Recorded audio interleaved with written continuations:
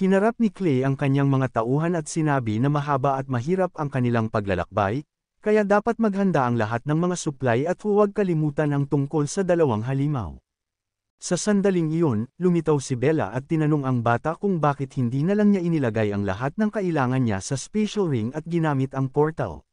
Bilang tugon dito, sinabi ng bata na si Bella ay isang prinsesa ng Elemental Elves at may kontrol sa lahat ng elemento, kaya wala siyang problema sa paggamit ng special ring. Ngunit kung ibang nilalang ang ilalagay sa loob nito, maaari lamang silang makalabas kung sila ay patay na. Hindi ito alam ni Bella. Sa sandaling iyon, lumitaw si Miley. Lumapit siya kay Ginoong Clay at sinabi na narinig nilang babalik ang bata sa Stormwind para sa kanyang kaarawan, kaya naghanda sila ng isang bagay. Inabot ng dalaga sa bata ang isang kahon at sinabing ito ay isang regalo mula sa lahat ng mga angkan. Sinabi ng bata na nakahanda na siya ng isang regalo sa ngalan ng buong lalawigan ng Borek, kaya hindi na nila kailangang mag-alala pa. Bilang tugon dito, sinabi ng dalaga na pinalaya sila ng binata mula sa mga buwis at kahirapan at binigyan sila ng pagkakataong mamuhay ng maayos, kaya dapat lang niyang tanggapin ang Reg Along ito. Pagkatapos nito, lumapit ang iba pang miyembro ng ibang mga angkan at sinabi na dapat tanggapin ni Young Master Clay ang regalo mula sa kanilang lahat. Sinabi ng mga berserker na habang buhay silang maglilingkod ng tapat kay Young Master Clay at hiniling na bumalik siya sa lalong madaling panahon. Labis na natuwa ang bata at sinabing sa ganitong kaso, tatanggapin niya ang regalo at nagpasalamat sa lahat. Sa sandaling iyon, lumapit si Uncle Joe sa bata at sinabi na may ilang problema sa tatlong ulong aso na kinailangan nilang iwan sa Stormwrath. Inakala ng bata na may nanghimasok dito. Gayunpaman, lumabas na hindi pala ito tulad ng inaakala niya. Ang halimaw na ito ay babae pala at nanganak ng isang anak. Labis na nabigla ang bata sa balitang ito. Sa Stormwind, puspusan na ang isang marangyang piging bilang pagdiriwang ng kaarawan ng Reyna. Lumapit si Elijah sa kanyang kamahalan at binati siya sa okasyong ito. Sinabi ng dalaga na siya pa lang ang dumating, ngunit si Nadar at ang kanyang ama ay darating ng kaunti pang maya-maya. Bilang tugon dito, sinabi ng Reyna na labis siyang natutuwa na dumating ang dalaga, at hindi na mahalaga ang iba pa. Gayunpaman, tinanong ng Reyna ang babae kung nasaan ang kanyang anak na si Clay dahil sinabi nitong dapat na siyang bumalik. Sa sandaling iyon, tumawa ang prinsesa ng pamilya Shixing at sinabing malamang na nagpasya siyang huwag bumalik upang maiwasan ang kahihiyan. Dahil ang isang may-ari ng napakalawak na lupaing tulad ng ang lalawigan ng Borek ay malamang na hindi man lang kayang magbigay ng disenteng regalo. Sa ganitong kaso, hindi rin siya maaaring dumalo sa naturang pagdiriwang. Lumingon ang dalaga kay kanyang kamahalan at sinabi sa kanya na huwag nang isipin ang mga bagay na iyon dahil hindi darating si Clay. Matapos noon, sinabi ng prinsesa na nais niyang magbigay ng isang tagay kaya magpapaalam na siya. Nagalit si Elijah at hindi niya maintindihan kung paano nagkaroon ng lakas ng loob ang isang simpleng alipin na magsabi ng ganoong mga bagay. Gayunpaman, agad na pinakalma ng Reyna ang dalaga. Lumingon si Elijah sa kanyang kapatid at tinanong kung paano niya ito natitiis. Pagkatapos ng lahat, nilalayo ng dalaga na umasta sa ganitong paraan upang makakuha ng mas maraming atensyon, at dapat ay may kapangyarihan ang Reyna sa lahat ng bagay. Kaya, anong karapatan niya upang gawin ito? Bilang sagot, sinabi ng Reyna na ang dalaga ay kapatid ni Arsobispo Shixing, kaya naniniwala itong maaari niyang gawin ang anumang naisin niya. Gayunpaman, inisip ng Reyna na kapag tuluyan ng nasa ilalim ng kanilang impluwensya ang simbahan, magiging posible na tanggalin siya. Umaasa ang Reyna na darating na ang araw na iyon, at sigurado rin siyang hinihintay din ito ni Clay. Sa oras na ito, tinanong ni Arsobispo Shixing ang kanyang kapatid kung sinasadya niya muling udyukin ang Reyna. Bilang sagot, sinabi ng dalaga na totoo ito. Dagdag pa niya, ang pamilya Dragon's Blood, lalo na si Clay, ay dating hindi sila binibigyan ng kapayapaan, ngunit ngayong naipadala na siya sa lalawigan ng Borek, maaari na niyang hindi kawan ang Reyna. Bilang tugon dito, sinabi ni Arsobispo Shixing na iniulat ni Cal Agyo sa kanya na ang mga kababaihan ng Borets ay palaging nag-aalala tungkol sa kakulangan ng pondo sa kaban ng bayan, at wala na silang makain. Bata pa lamang si Clay, hindi siya maaaring maging katunggali nila. Sa sandaling iyon, pumasok ang isang lingkod sa bulwagan at iniulat na dumating na ang Panginoon ng lalawigan ng Borek. Dumating si Clay Langs upang batiin ang reyna. Nagulat si Arsobispo Shixon na bumalik ang bata. Isa sa mga kabalyero ang nagsabi na nagdala siya ng isang buong hukbo ng 3,000 mananaliksik at napakaraming regalo na hindi na nila maipasok sa mga bodega. Nang marinig ito, labis na nagalit ang pamilya Shixing. Inisip ng hari na nagawa ng bata na pasunurin ang mga berserker at natakot siya sa katotohanan ito. Tanging sina Elijah at ang reyna lamang ang natuwa sa balita. Sa sandaling iyon, pumasok si Clay sa bulwagan. Lumingon siya kay kanyang kamahalan at sinabi na matagal na silang hindi nagkikita. Idinagdag din ng bata na labis niyang namiss ang kanyang tiyahin at panahon na upang palawakin nila ang kanilang mga bodega.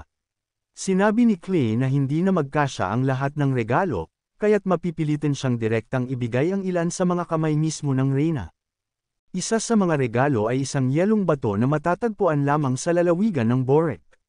Napakaganda ng batong ito na maaari itong gamitin upang lumikha ng alahas. Nagulat ang lahat ng panauhin nang makita ang buong kahon na dinala ng bata, sapagkat ang 1 gramo lamang ng mataas na kalidad na yelong bato ay nagkakahalaga ng daan-daang libong ginto. Nagdala rin ang bata ng mga alahas na regalo mula sa lahat ng mga angkan na naninirahan sa teritoryo ng Borets. Ilang palamuti ay gawa kamay ng mga kinatawan ng angkan ng mga duwende. Sinabi ni Clay na naisip niyang ang mga palamuting ito ang pinakamainam na paraan upang palamutian si Auntie. Muling nagulat ang mga bisita sa ganoong regalo at hindi nila maunawaan kung paano nagawa ng bata na makakuha ng ganoong klaseng gawang kamay mula sa angkan ng mga duwende. Dinala rin ng bata ang isang kasuotang pangpista mula sa angkang may pakpak. Sinabi niya na walang makakapantay kay Auntie sa paghawak ng elemento ng apoy, at ang kasuotang ito ay magpapatingkad palalo sa reyna.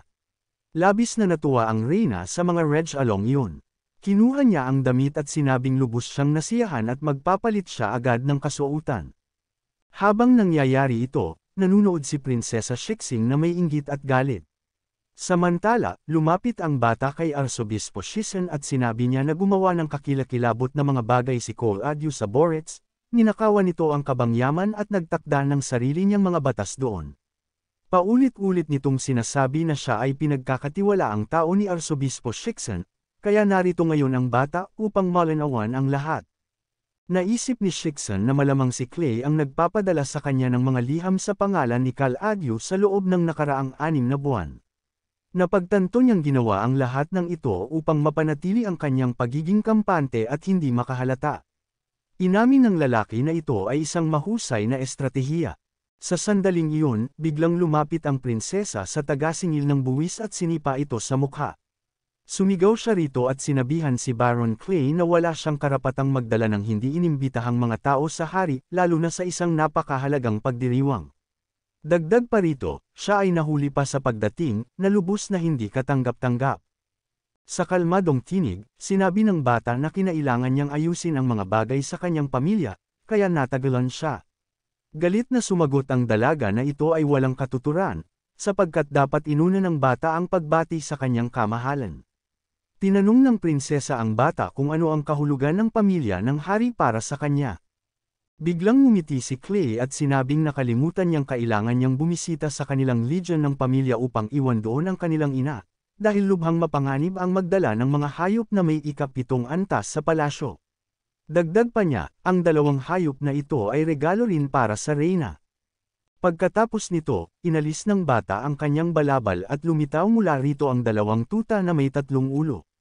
Labis na namangha at natuwa ang hari nang makita ang mga tuta ng isang halimaw na may ika-7 antas. Tinanong niya ang bata kung ang mga ito ay para sa reyna. Sa sagot ni Clay, sinabi niyang, upang maging mas malinaw, ang mga ito ay nakalaan para sa anak ng kanyang kamahalan. Dagdag pa niya, ang mga tuta ay napakahalaga, at umaasa siyang ito ay makakatulong upang mapatawad siya sa insidenteng may kinalaman kay Shixing. Sa sandaling iyon, lumapit si Arsobispo Shixon sa hari at bumulong sa kanyang tainga na ang lahat ng ito ay tila isang patak lamang sa dagat kung ikukumpara sa kung anong mayroon si Borets. Dagdag pa niya, iniwan ni Clay ang kanilang pamilya ng mga hayop na may ika-7 antas at nagbigay pa ng mga tuta sa reyna. Sinabi ni Shixon na ang ganitong kakayahang pinansyal at lakas ay isang tuwirang banta sa pamilya ng hari. Napaisip ang hari at sumang-ayon sa arsobispo, dahil 6 na buwan pa lang ang lumipas, ngunit tila napakalakas na ni Clay. Sinubukan ng hari na alamin kung ano ang kanyang dapat gawin. Pagkatapos nito, lumapit siya sa bata at sinabi na, tila nagawa niya ng maayos ang kanyang trabaho sa Borek, at lahat ng ito ay dahil pinalayan ni Koroy ang teritoryo mula sa buwis, kung hindi, wala sanang nangyari. Ngunit ngayong naging matatag na ang kalagayan sa lalawigan, napagdesisyonan ng hari na ipataw muli ang buwis. Dagdag pa niya, nais niyang magpakilala ng 20 buwis. Sinabi ni Arsobispo Shizan na kasalukuyang gipat ang kanilang pananalapi, ngunit dahil kaya ng pinuno ng lalawigan ng Borek na magbigay ng kinder, malamang ay kaya rin niyang bayaran ang buwis. Bilang tugon, sinabi ng bata na ang pananalapi ng kaharian ay tradisyonal na pinamamahalaan ng pamilya Shishing, at sa kasong ito, kung ang mga problemang pinansyal ng kaharian ay problema ng pamilya Shixing, wala nang dahilan upang pagbayarin ng buwis ang kanyang teritoryo. Bukod dito, ang kanyang kamahalan mismo ang nagpalaya sa kanyang mga teritoryo mula sa pagbabayad ng buwis. Tinanong ng bata ang arsobispo kung talaga bang nais niyang sirain ng hari ang kanyang pangako. Sinabihan ng hari si Baron Clay na maghinay-hinay sa kanyang mga sinasabi, dahil kasalukuyang pinag-aaralan ang mungkahi ng arsobispo. Hindi na nakapagpigil si Arsobispo Shixan at sumigaw sa bata. Sinabi niyang ang lalawigan ng Borek ay bahagi ng Stormwind, at lahat ng desisyon tungkol sa kaharian ay ginagawa ng kanyang kamahalan. Ngayon, napagdesisyonan niyang magpataw ng 20 buwis sa Borek, at nangangahas si Clay na sumalungat. Tinanong ng arsobispo ang bata kung nais ba niyang magsimula ng isang pag-aaklas. Sa sagot ng bata, sinabi niyang hindi maaaring basta-bastang baliwalain o baguhin ang desisyon ng hari. Dagdag pa niya, dapat nang kalimutan ng arsobispo ang kanyang balak na gamitin ang Borek para mapuno ang sarili niyang bulsa. Nagalit ng husto ang arsobispo sa sinabi ng bata. Muli siyang sumigaw at sinabing walang teritoryong hindi sakop ng kanyang kapangyarihan. Humarap ang arsobispo sa hari at hiniling na tapusin na ito. Biglang sumigaw ang hari sa bata at sinabing kung nangangahas siyang tretuhin ng ganoon ang mga utos ng hari, binabawi na niya ang karapatan ng Borets na hindi magbayad ng buwis. Dagdag pa niya, personal siyang magpapadala ng kanyang mga tauhan upang kolektahin mula sa lalawigan ng Borek ang lahat ng kinakailangang buwis. Bukod dito, may mga buwis pang kailangang bayaran para sa buong panahong hindi ito siningil sa teritoryo. Sa sandaling iyon, bumalik ang reyna. Tinanong niya ang kanyang asawa kung bakit siya galit na galit gayong ilang sandali lang siyang nawala. Pagkatapos, lumapit siya sa bata at sinabing wala naman siyang mawawala kung ibibigay niya ang bahagyang kita ng kanyang teritoryo bilang buwis, at hindi ito sulit para dalhin sa buong pamilya ng Dragon's Blood. Pagkatapos noon, humarap ang dalaga sa hari at sinabing ang bata ay isa lamang bata. Hindi dapat pagdudahan ang katapatan ng pamilya Dragon Blood, dahil hindi sila kailanman sumusuway sa hari. Ngumiti si Clay at sinabing tila nakalimutan ng kanyang tiyahin na bukod sa katapatan, ang pamilya ng dugo ay mayroong dangal. Hindi sila kailanman uurong at hindi sila magmamakaawa para sa awa. Dagdag pa ng bata, suot ng reyna ang isang napakahalagang kasuotan, ngunit ang kanyang mga salita ay hindi man lang nagkakahalaga ng isang kasin, dahil siya mismo ang nagdadala ng dugo ng dragon sa pamilya.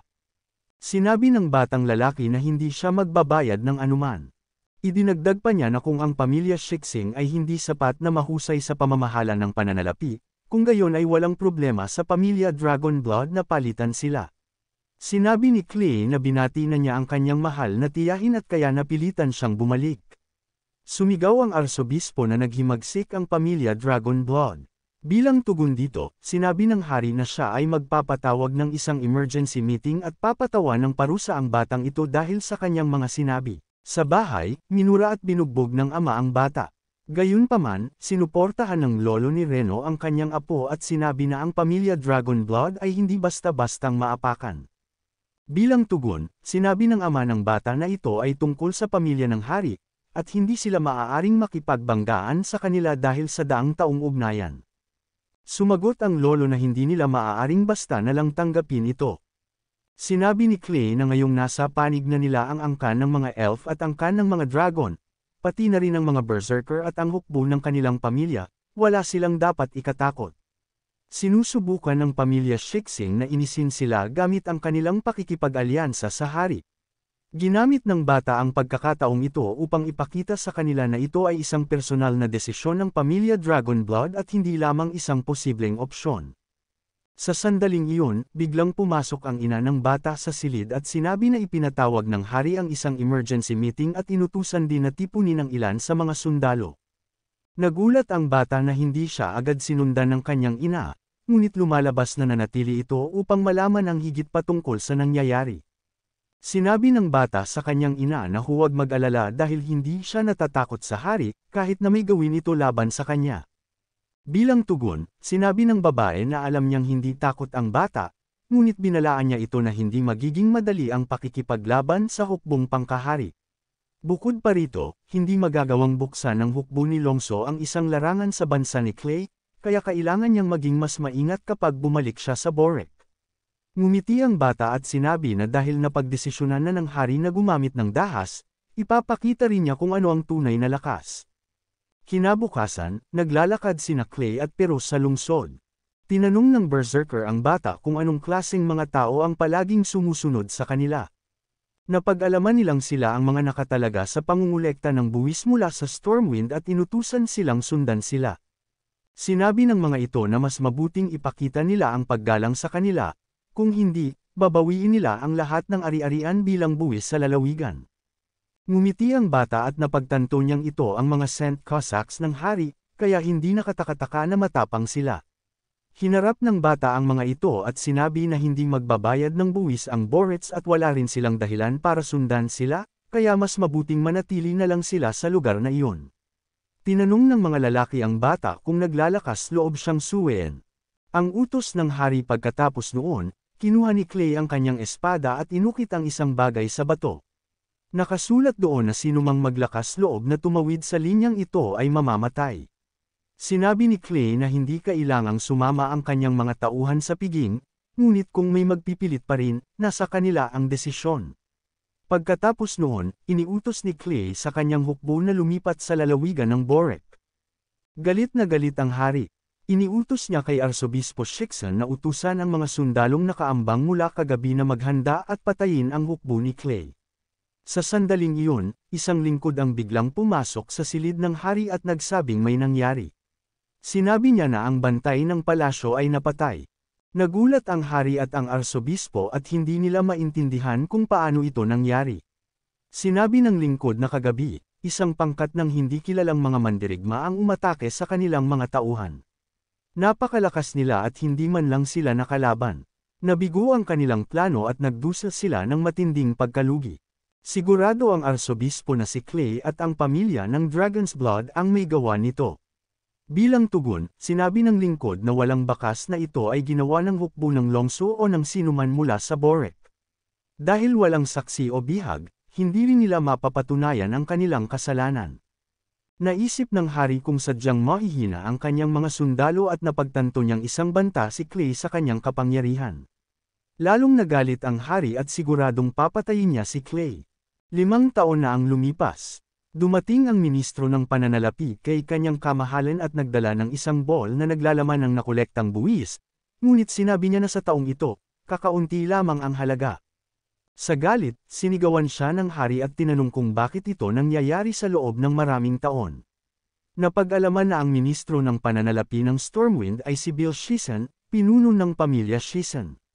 Sumagot siya kay kanyang kamahalan na ito ay dahil kay Baron Clay. Dagdag pa niya, dahil tumanggi si Clay na magbayad ng buwis 5 taon na ang nakalilipas, karamihan sa mga mangangalakal ay umalis sa Stormwind at lumipat sa Borek, kaya hindi na sila makakolekta ng sapat na pera. Lalong nagalit ang hari at tinawag na hampas lupa si Clay. Ninas siya sa katotohanan dahil lang sa isang hamak na bata, kinailangan niyang tiisin ito sa loob ng 5 buong taon. Sinabi naman ni Arsobispo Shixing na ang batang ito mula sa pamilya Dragonblood ay hindi maaaring hayagang lumaban sa pamilya ng hari ng dahil lamang sa kanyang paniniwala.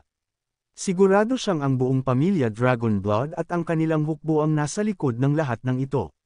Dagdag pa ni Shixon, kung nais nilang makaalis sa sitwasyong ito, kailangan muna nilang pahinain ang pamilya Dragonblood. Sumang-ayon ang hari kay Shixen ngunit hindi niya alam kung paano ito gagawin. Pagkatapos, sinabi ng lalaki na may isang magandang pagkakataon sila. Hinugot ng arsobispo ang isang sobre mula sa kanyang bulsa at iniabot ito sa hari. Sinabi niya na si Darl Longso ay pumunta sa timog na hangganan upang magpatrolya kasama ang 5,000 sundalo, kung saan nakasalubong nila ang hukbo ng Carter State na umatake sa mga hangganan.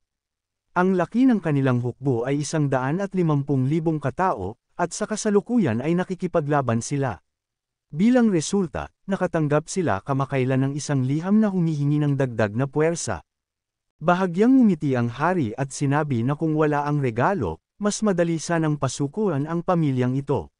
Ngunit paano kung samantalahin ng hukbo ng kaaway ang pagkakataong ito upang salakayin ang teritoryo ng Stormwind? Sumagot ang arsobispo na kung handang gumastos ang hari ng kaunti, si Shixen mismo ang maglalagay ng presyon sa kanila sa ngalan ng simbahan upang matiyak na hindi sila basta-bastang kikilos. Dagdag pa ng lalaki, kapag namatay ang regalo, personal niyang pamumunuan ang hukbo sa pag-atake at pagkatapos ay magpapanggap na uurong upang lalo pang tumaas ang prestihiyo ng hari. Sa oras na ito, isang nakapangangilabot na balita ang lumaganap sa timog na hangganan, sinumang papatay kay Dar ay gagantimpalaan ng isang malaking piraso ng karne. Ang mga salitang ito ay nagmula kay Matthew, isa sa 4 na pinakadakilang general, ang punong komandante ng hukbo ng Carter State, at isang kinatatakutang salamangkero na bihasa sa itim na mahika. Sa gitna ng nagngangalit na labanan, sinalakay ng mga kaaway ang mga kabalyero ng Stormwind. Sa isang mabilis na pag-atake, isa sa mga kabalyero ang nagbitaw ng isang matalim na atake gamit ang kanyang espada, ngunit sa sandaling tumama ito sa kanyang kalaban, isang madilim at kakaibang aura ang biglang bumalat dito. Napaatras siya, nagulat sa kanyang nasaksihan, ang katawan ng kanyang kalaban ay hindi bumagsak. Sa halip, nagsimulang gumalaw ito sa isang hindi likas na paraan, na parang isang papi na may hindi nakikitang tali. Isa sa mga kabalyero ang nagulat sa general na ang mga sundalong ito ay tila mga halimaw at lahat ng kabalyero ng hukbo ng pamilya Dragonblood ay nagsisimulang magbago. Napagtanto ng lalaki na ito ay isang sumpang mahika. Bumaling siya sa mga kabalyero at sinabi na maaari nilang pigilan ang kanilang mga kaaway o gawin itong hindi makalaban, ngunit hindi nila maaaring patayin ang mga ito dahil kung susubukan nilang gawin ito, sila mismo ang magiging mga pape ng kalaban at aatakihin ang kanilang sariling hukbo.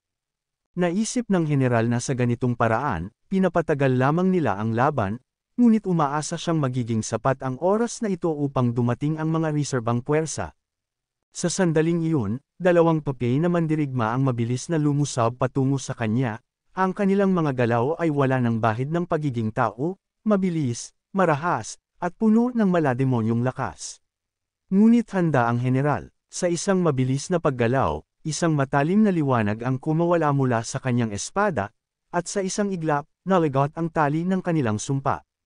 Ang 2 pape ay bumagsak sa lupa, hindi gumagalaw. Ngunit bago pa siya makapagpahinga, isang matinding dagandong ang umalangaw-ngaw. Napansin niya ang biglaang pagdilim ng langit, at isang nakasisilaw na kidlat ang biglang bumagsak mula sa kalangitan, patungo sa kanyang kinalalagyan. Mabilis siyang umiwas, at sa isang iglap, isang matayog na figure ang lumitaw mula sa anino ng mga nagliliyab na ulap. Isang malamig at mapanuksong halakhak ang pumuno sa paligid. Gaya ng inaasahan mula sa banal na espada ng regalo, wika ng lalaki, may bahid ng pangungutya sa kanyang tinig. Napakahusay ng iyong reaksyon niya. Naiintindihan ng lalaki kung paano gumagana ang teknik ng kalaban, ngunit wala itong silbi. Sinabi ng lalaki na dumating na ang resulta ng labanan, maliban na lang kung may maganap na himala. Idinagdag din niya na kung papayag ang general na maging alipin niya, kailangang buhayin siya.